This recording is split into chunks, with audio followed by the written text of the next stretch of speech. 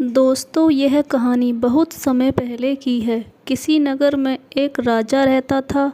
उस राजा की 7 बेटियां थीं। उस राजा के राज्य में प्रजा बहुत सुखी थी। उसके राज्य में प्रजा को कोई तकलीफ नहीं थी। एक दिन राजा के दिमाग में एक विचार आया। राजा ने अपनी 7 बेटियों को बुलाया और अपनी सभी बेटियों से पूछा, ये बताओ, तुम लोग किसका दिया खाती हो? राजा की 6 बेटियों ने उत्तर दिया कि पिताजी, हम सब आपका दिया खाती हैं और आपका दिया ही पहनती हैं। राजा की 7वीं बेटी, जो कि सबसे छोटी थी, उसने अपने पिता से कहा, पिताजी, मैं तो भगवान का दिया खाती हूँ। यह सुनकर राजा बहुत ज़्यादा क्रोधित हो गया। उसने कहा कि मैं सबको खिला रहा हूँ और ये कह रही है कि मैं भगवान का दिया खाती हूँ। राजा ने अपनी 6 बेटियों का विवाह राजघराने में किया, लेकिन अपनी सबसे छोटी बेटी, जो 7वें नंबर की थी, उसका विवाह एक गरीब लकड़हारे से कर दिया, जो कि जंगल में प्रतिदिन जाकर लकड़ियाँ काटता था। वह किसी कारणवश बीमार हो गया था। वह लकड़हारा एक कदम भी आगे नहीं चल पा रहा था।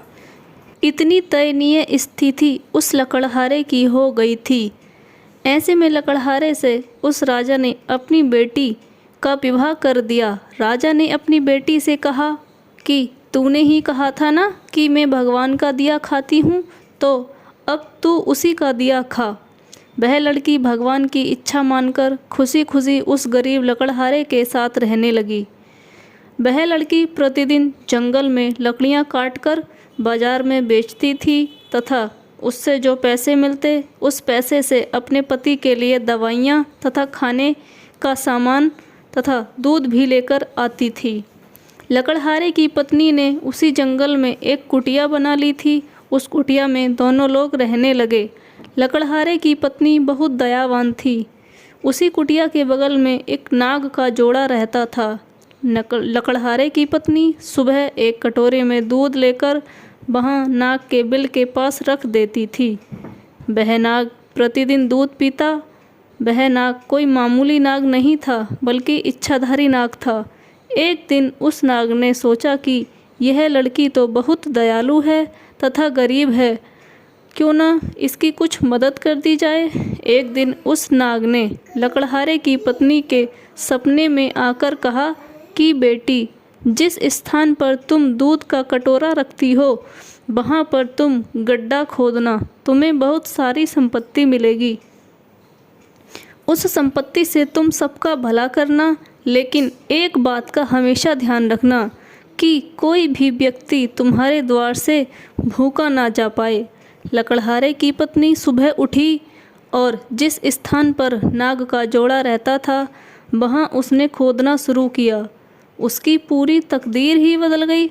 उसने इतना ज़्यादा सोना मिल गया था कि धन से उसके एक महल बनवाया।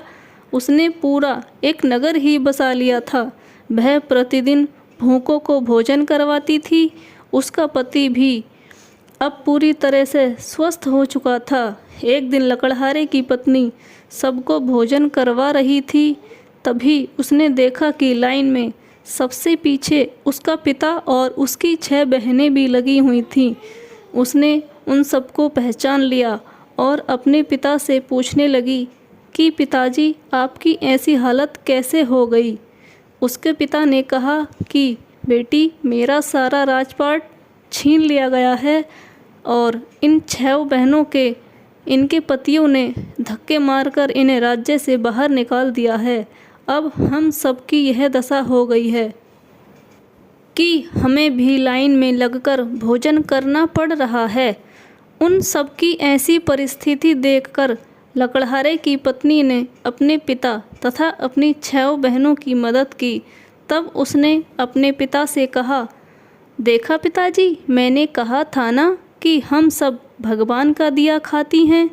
उसके पिता ने कहा, तुमने सही कहा था। अब मुझे विश्वास हो गया है कि हम सब भगवान का दिया खाते हैं।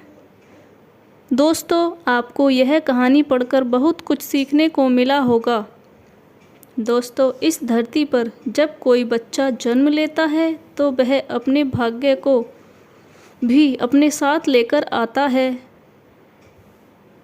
वह किसी के भरोसे नहीं रहता, क्योंकि सबका पालनहार वह परमेश्वर है। जो कुछ होता है सब कुछ उसी की इच्छा से होता है। जो कुछ होना है वह सब पहले से निर्धारित है। आपके चाहने से कुछ नहीं होगा, होगा वही जो भाग्य में उस विधाता ने लिख दिया होगा। इसलिए हमें कभी किसी बात की चिंता नहीं करनी चाहिए। भविष्य को भविष्य के गर्त में रहने दो। जो वर्तमान में हो रहा है उसे देख लो, लेकिन अपना कर्म करते जाओ। बाद में जो होगा देखा जाएगा। यही नीति का लेखा जोखा है।